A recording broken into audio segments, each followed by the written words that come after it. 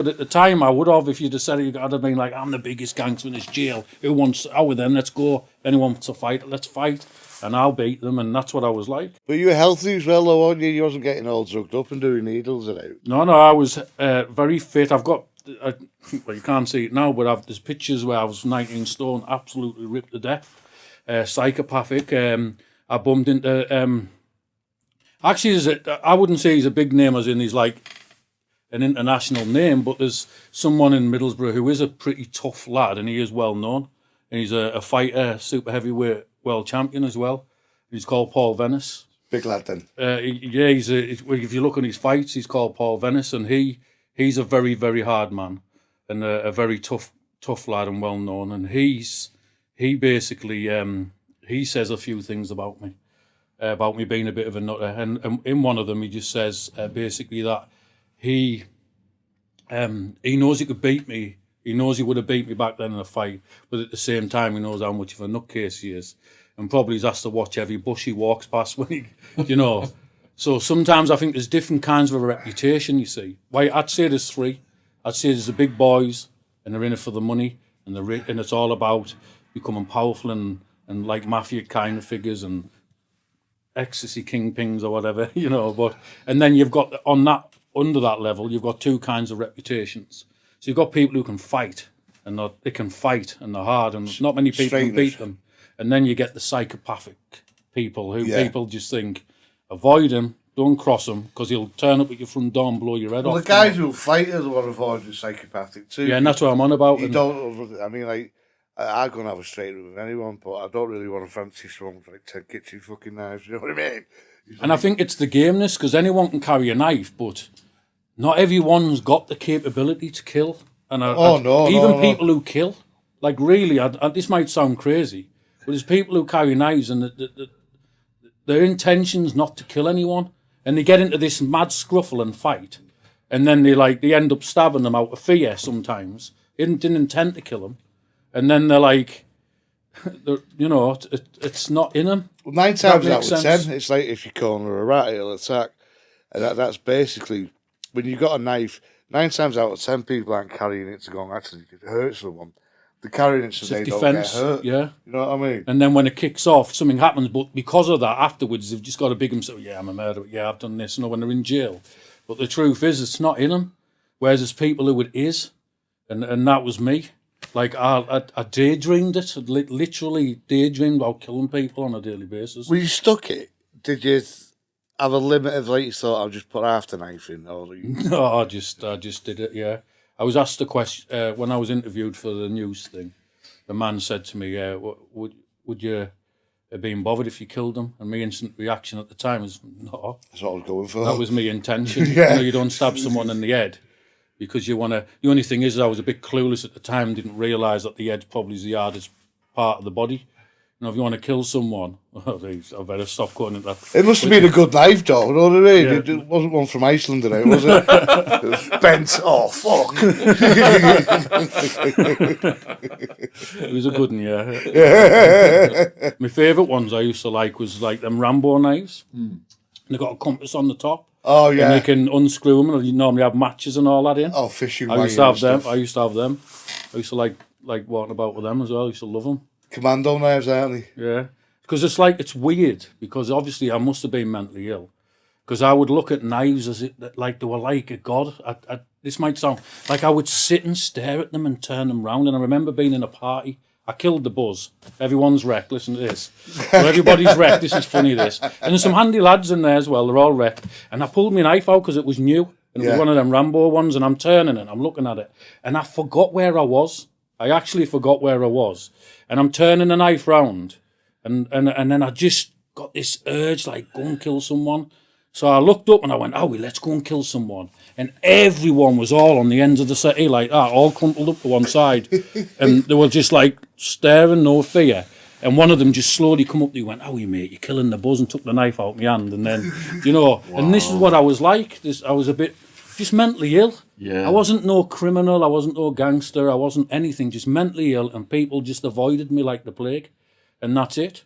And that's all I was, you know. Did they pull you up for that? Did they give you like Thorazine or I've been under the I was sectioned off.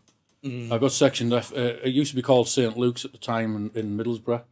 And I was sectioned in there. I got sectioned in there because the police said I had no fear against the system. So like I remember pulling a knife out at the police officer. It's the worst place you can go though, isn't it? Section 18s. Because like, it's fucking hell.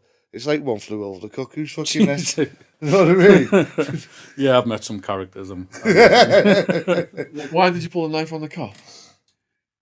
Because I just didn't. I thought like their authority on, and I thought I'm not running from you. I'm not scared of anybody. So you think I'm going to run?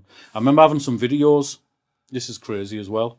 I'd just burgled a house with somebody, and the police come and they skidded the car, and everyone scattered. That's a normal thing for a normal person to do. You've got to get away. Yeah. So I'm walking along as if they're mine. He's like, "Can you come here?" I was like, "No." He's like, "So get off." He's like, "Oh, we just had a real." I said, "Take your hands off tonight. Take your hands off him." And I chucked them all on the floor, pulled my knife out and ran towards him, and he was running around the car. And then that's the first time psychiatrists sort of started getting involved in my life. Should have showed up Blockbuster card. And then the other one was I had a gun, and I just wanted to see what someone would be like. And so there was a security guard in Middlesbrough Town Centre, and the football thingy was on, football game. And I pulled the gun out on the security guard, and he ran at us, made me run away. He ran at you? Did you? He ran at me and I ran off. I was only young at the time. Is that what Cockerill said? If it's a gun, run at him. If it's a knife, run off. Yeah. Is that what he said? He ran at me, but it panicked me because I was flipping neck, and I wasn't going to do out, but it was just to scare him. And I had armed police raid my mum's house. I had the armed police all over the place. Just daft little things I used to do, just absolutely off me, not really. Brian said that in his last interview. He said, if someone pulls a gun at you, run at him. If someone pulls a knife, run away. I'll just say run on both. That's the right thing to do. Or get on your knees and say sorry. Do you know? So these are fascinating stories, good grief. But the question was, you told us now about these arrests for attempted murder. You became in the top 6 most dangerous prisoners in the UK. How did that come about then? Because I refused to listen to the system. I hated the system. I just hated authority, really. But what I didn't like is, look, if you're a prison officer and you're sound, you're doing your job, good. But you get them ones who put a white shirt on, and they've got power behind them because they've got 20 million prison officers behind them. And they just become dogs, really. And there was this one, I loved my gym at the time. And in Home House Prison at the time, where I was, you had to press the buzzer. Your cell buzzer, they'd come to the end of the wing and shout, Jim. Jim, yeah. And you'd press your buzzer and they'd come and open the door of everyone who pressed the buzzer. Same with church, wasn't it? Yeah, they weren't doing that for me. So they weren't opening my door. Bastards. So I pressed the buzzer the first time. I said, how come you're not opening my door? He went, I'll make sure I do it next time. So next time comes, press my buzzer, doesn't even come on my landing.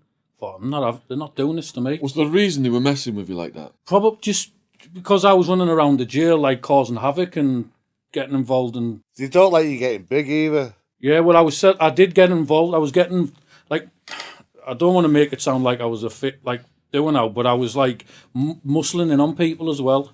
Like, bullying people and saying, hey, give me some... Hey, I want this. Because you'll do it fucking 19 stone, fucking Rick. You know what I mean? Just a nutcase. Fuck it. And basically, they just didn't like me, and they didn't like the fact that I wouldn't listen to them, and I was always running my mouth. And anyway, they weren't letting me out. So what I did, I waited till I saw the officer who I wanted on the wing, and I pressed my buzzer, and he come. I said, what about the gym? I said, you said you'd let me out. He went, oh, what a pity. I said, see you. I said, you're dead. So I want to get you. He went, oh, whatever, I've heard it all before. I said, we'll see. Okay, then. So instantly start setting up a plan. And I went out on association, and associations when all the inmates go out and play pool, get a shower, do whatever they do, and they mingle on the wing. Yeah. And that's what association is. And watch a bit of TV till the fight goes off. Yeah, and then use the TV. Yeah. And then they had these big, massive coffee jars, like glass coffee jars. And it was the only thing I had at hand, dead quick to think about. As soon as the door opened on association, I got that, wrapped it in a towel, and had it as if I was going into the showers. walked on the bottom landing, we're all playing pool. And I went up to two lads and I said, look, you know if you kick off, anything kicks off, them officers, because they always stand near the gates to get on and off the wing if anything happens. I said, you know they're going to get off the wing. Shit houses like that. They stand right near the gates as well, though, don't they? On either side. So I said to them, go to them and just talk to the officers. So when it kicks off, just stand in front of the gate so they can't get off the wing. So that's what he did.